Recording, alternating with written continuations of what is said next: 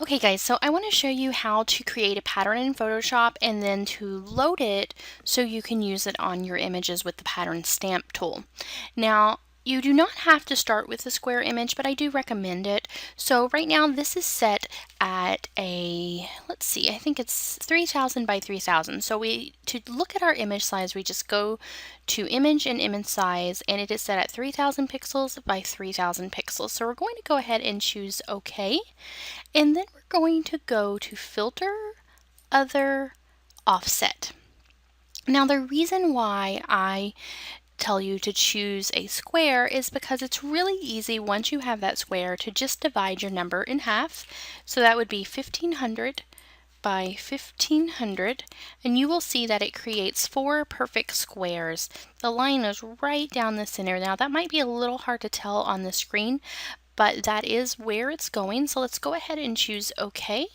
From here, what I want to do is I want to grab the clone stamp tool. The patch tool and the fill tool will work as well, but from here I want to use the clone stamp tool. So I'm going to just choose my clone stamp. I'm going to bring my size up with my right bracket key to right about there is good. Now, depending on the pattern that you're working on, this can look a little different.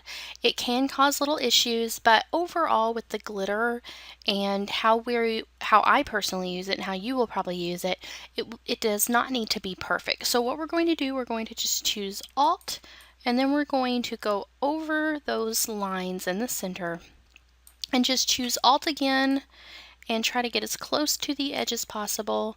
And we're just going to keep choosing that Alt and clicking and moving around so we break that pattern up. And if you have an image with glitter that has some variation, see how this is dark here and the rest is very light, and that's just from where that offset was. We're going to have to choose a little bit into that dark section and blend that in as much as possible. And this just really helps with breaking that repeating pattern. If you've ever tried to use an overlay or a pattern and it has that hard edge and then you have to blend that in, this will prevent you from needing to do that. Okay, so get as close to the edge as possible. Let's go up here and do the top. Now there is this darker line going down the center. There are a couple ways you can do this to break this up. Since it is the glitter, let's just bring in a larger brush size. Click Alt, and then we can click right on top of that. However, it can cause problems if you're not careful with doling out the glitter itself. So just watch how you're doing it. Find out exactly what you like the best and what looks the best, and then go from there. Okay, so we're going to go with this right here, and we can change anything or you can go back and create a different one. But after you've finished all the lines, you're just going to go to Edit and Define Pattern. Now we just need to name it, so let's name it Gold Glitter and choose OK.